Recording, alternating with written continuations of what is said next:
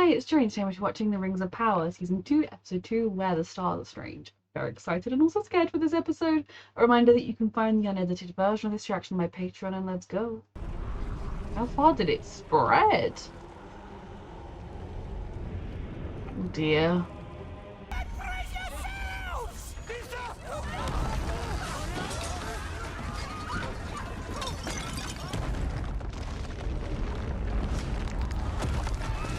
Oh my god. That is one problem with building yourself a nice city in a mountain.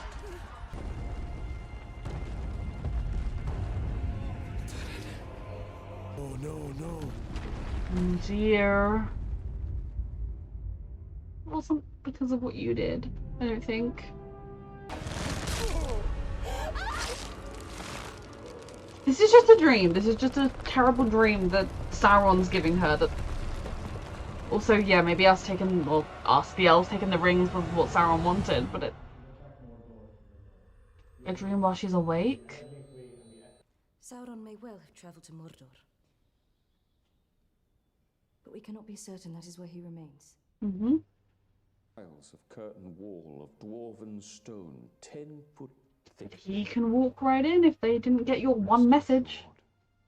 Once the deceiver obtains a being's trust, he gains the ability to sculpt their very thoughts, to deceive not only their heart and mind, but their eyes and ears, to alter their very reality. What if when he loses the trust? You have already been affected.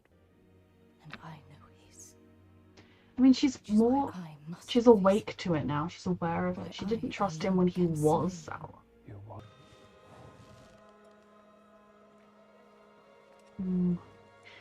He knows the game is playing. Is that why he went to the orcs to get convincing wounds? No.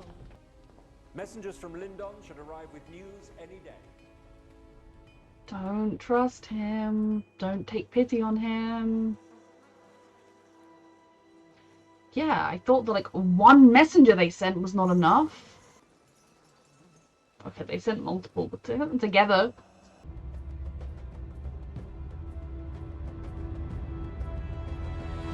So does he have people and agents working for him? Including these people, or is he still lucky? That's one thing, these episodes are out when they're out one a week. Questions that I have that like I should know the answer to, that just my brain fog or my own stupidity is when I don't, can be answered, whereas I have to wait now. Evil wizard. Oh, she's back. What? The Eastar will surrender to me. Because if he doesn't, I will slaughter the halflings he calls friends. Yep, that is the way evil does. What about? I'm worried now that White Poppy came with us. Like, she's going to die. Because Nori will stay with him all traumatized. Right. Almost sounds like hooves. They're good at hiding. Our fire mountain awoke, and although it resides far to our south, the ground shakes it produced spread through the bones of the earth. They were evil ground shakes, though.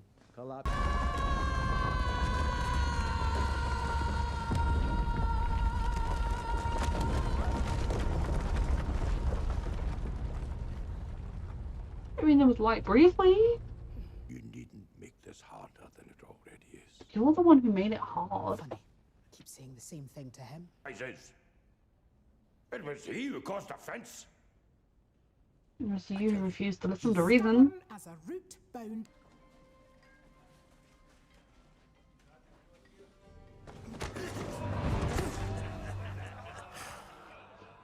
I mean, they're a bit stupid if they don't think he's likely to ultimately be reclaimed by his own father and made their king again sometime. Climb off your high peak and apologize. You're giving me indigestion. Good. Now listen to your guts. I am. You think this is about food? It's about I pride, can't hear the mountains anymore. but that is also true. The High King has consented to send me and a small party there. And I want you to come too. The city are safe. Because he is right. Sauron used me And under his hand I was played like a harp to a melody not of my choosing. It was entirely of your choosing. Oh. Sauron looked inside you. I mean, yeah, he The found very her song of your soul, note by note, vulnerabilities making and himself out to exploited be them. exactly what you needed. She didn't do anything wrong by trusting him. He was just a master manipulator. We didn't know, I assumed, that he could change his He face. never left, Galadriel. You have all chosen to become his collaborators. I will have no part in it. Definitely not that simple. Please leave. See, she always has to be the one on the wrong, and you always have to be entirely correct. Because she came here, she admitted you were right. She admitted she was afraid of Sauron's influence, and you said, fuck you. Because I'm always right. Mm-hmm. You should feel bad and torn. Master Kier, It is not your enemy that bears these rings, but your most trusted friend. If you believe they have strayed, do not abandon them, but rather open your eyes and guide them before the darkness spreads across Middle-earth. You should listen to him, that's for sure. I've got it! Yep. Lets them know some weary travelers took their water. Come quick. We're none of us going to lose each other. So confident all the time. Be crying so much. Nori! He did make a lot of noise. Are these the same ones hunting them, or just people that try and kill people that take the water?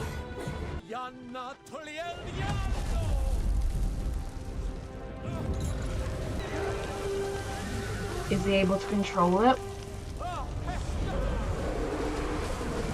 Bit much. Bit much here.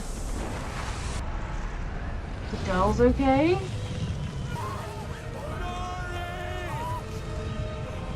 Couldn't care less about Bobby.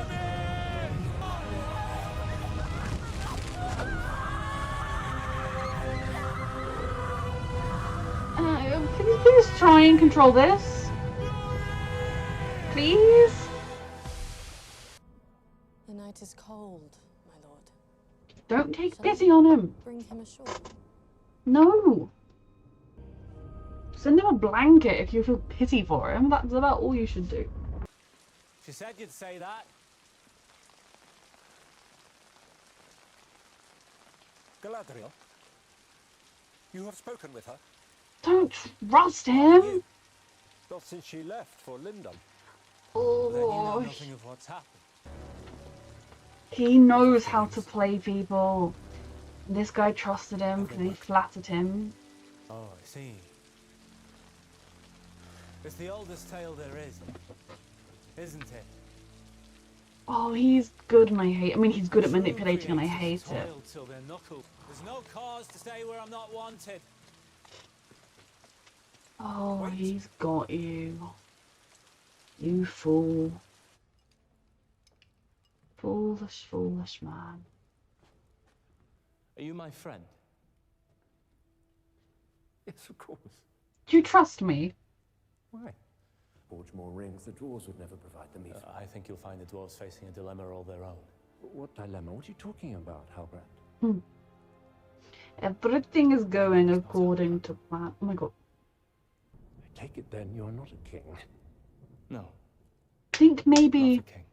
why Galadriel might Not cast since him out. Elrond, Maybe you shouldn't trust not him even, either. A messenger sent to bring guidance to the ears of the wise.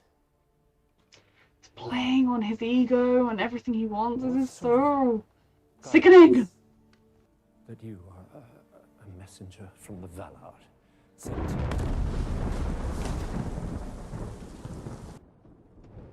Why would Galadriel send him away? If that was the case, why would she not trust him? Why would she reject him for that? It wouldn't make sense.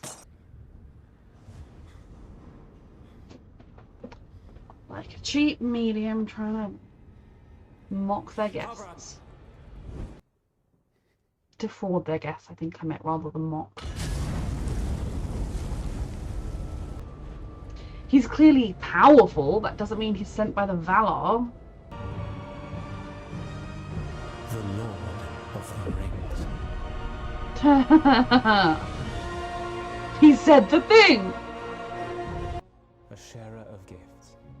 Oh, I hate this so much. And that. Exactly what they were worried about with Galadriel. He's able to, if he trusts you, he gets into your head and he's able to manipulate you. But when you know he's coming, surely it's harder to fight him off. You summoned I mean, easier to fight him You off. have new order you ought to thank. He's gonna do the right thing. Afraid you misunderstand, Galadriel. Oh, you're joining his. Elrond's task is not but to lead it. That's really gonna get her to trust you and work well together. All your experience of leadership. I know one day he'll have some, but I preferred his disheveled look. From Lord Celebrimbor. He wants the dwarves to come to Eregion. Of course he does. Okay, so Sauron is still Sauroning. He's very frightening. And I like the way they told us, like, with the fears of what he has done with Galadriel and what he will do with her. Whether if you trust him, he can get into your head and he can do all these things. But I mean, he was doing that from the beginning. He's just a master manipulator and definitely someone who uses, you know, unnatural arts to get into people's heads. To make him even better than your average master manipulator. He is able to play any situation to his favor. And that's frightening. Now, I don't know why the elves just were like, hey, we'll just send, like, a messenger. That'll do. I know there were 2 dead bodies, but, like, send 100. Send them in different directions. Like, you take the quickest road, you take the next quickest road, you take the next quickest road. Eventually, one of them will make it there. By the time Galadriel gets there, it might be too late. Or even if it's not too late, oh, actually, by the time Galadriel gets there, Celebrimbor has already drank the Kool-Aid. He's already like, no, he is Anatar. He is a sent from the Valar. You don't understand, but he needed me, the great artiste, to create this wonderful thing for him, and you don't understand. That's why you rejected him. It's already, the seeds are already planted for him to reject them, close the city to them, just completely do whatever Sauron wants. Because he's playing on all of the insecurities of, oh, they didn't tell you. Oh, they didn't think you mattered enough. And then, I have chosen you. I think you're great. I think you can do all these wonderful things. It's frightening. Again, I don't know the full history, but it's one of those things where, to an extent, you know that you're watching something and you know the car crash is going to happen. It's just how bad of a crash it's going to be. We know the One Ring gets created. I presume the ones for the doors and the ones, like, they all get created. I don't know how it works, but we know at some point a certain ring needs to be created. We also know at some point Sauron's going to become an eye in the sky. I don't know how these things are going to come about. So it's quite frightening and intriguing knowing these things are going to happen. And so even when these characters are fighting against it, you're like, I know what's going to happen. But of course, Sauron is not going to succeed ultimately in this series of events because he needs to go be an ominous eye in the sky to ultimately try and shenanigan in the future. His shenanigans right now are going to be at least put on hold. So it's very interesting to kind of have this prequel where you kind of know the rough path things will ultimately take, but you have no idea how they're going to get there.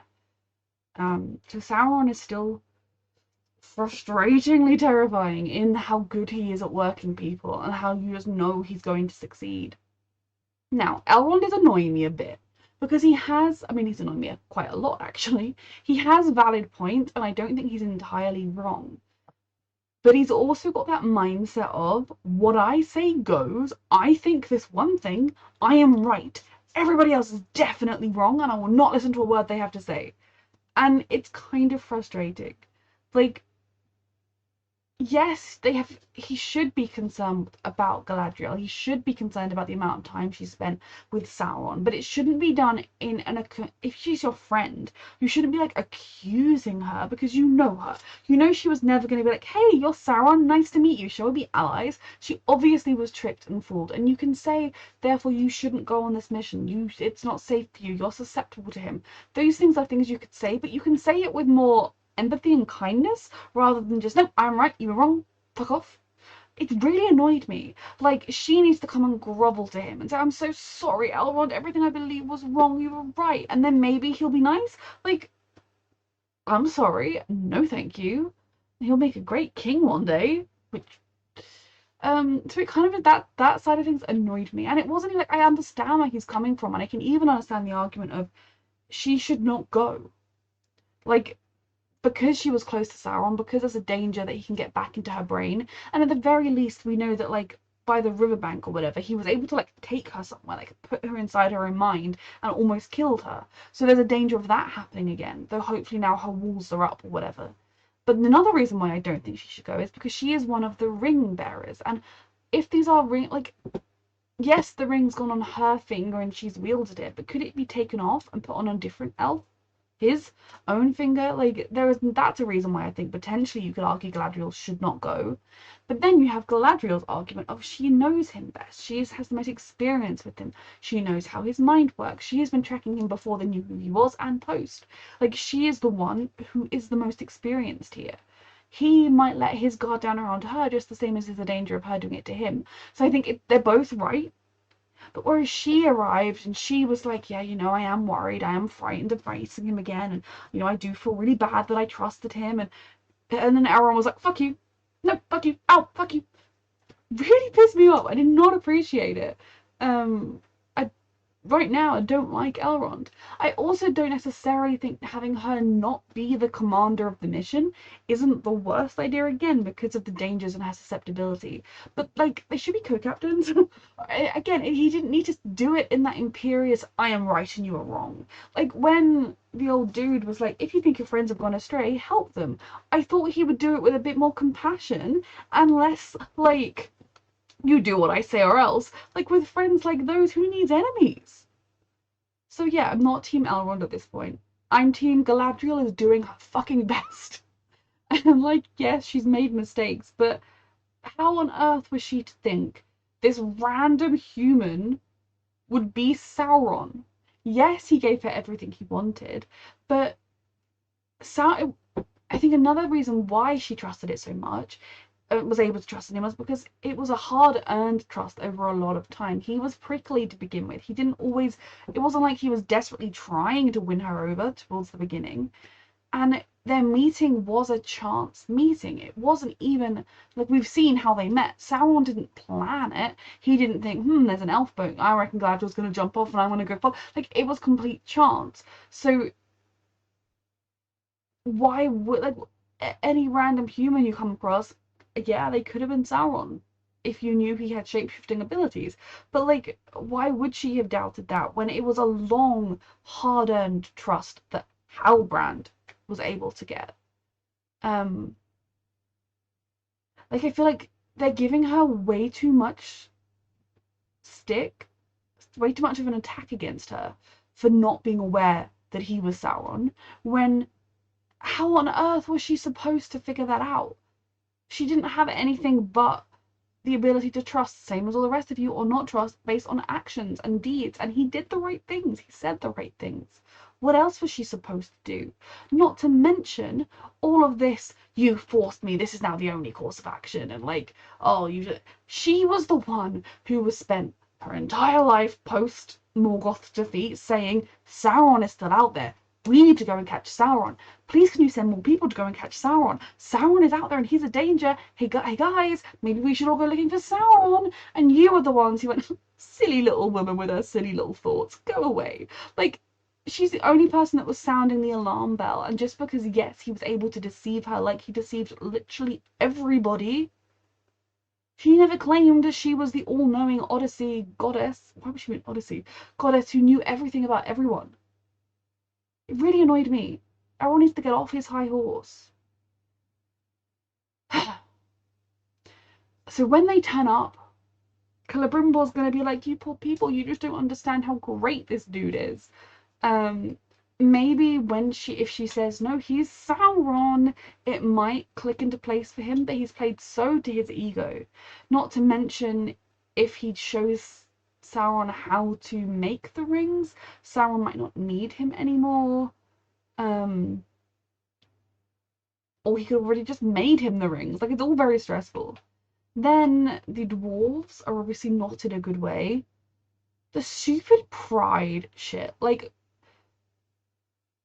Durin doesn't need to go to his father and say, Father, I'm so sorry, I'm going to grovel. But he could go to him and say, Father, can we put this quarrel behind us somehow? And then his father can say, yes, I realize I may have acted in anger. And neither one of them needs to be like, I was wrong, because neither one of them thinks they were wrong in the reason for the argument. Obviously, the father is like, yeah, I shouldn't have been, like, you're disowned. And especially when there is this significant thing happening, they've lost access to the sunlight, they've lost access to food. Like, this is the time to put aside petty disputes and band together to try and help your people. So we will see what comes of it all. And it's interesting because, like, the map at the beginning, it could have just been showing us the quake lines, the fault lines, but I just feel like Sauron somehow engineered this, because it's what he wants. He needs the dwarves to be vulnerable so they'll agree to give more mithril and mine more mithril. It's all very stressful. Then we have our little trio. I'm very concerned for Poppy, because I feel like of the three of them, you've got potential Gandalf, at the very least, someone who's going to be significant going forwards. You've got Nori, who's like one of the main characters. She's his like little sidekick.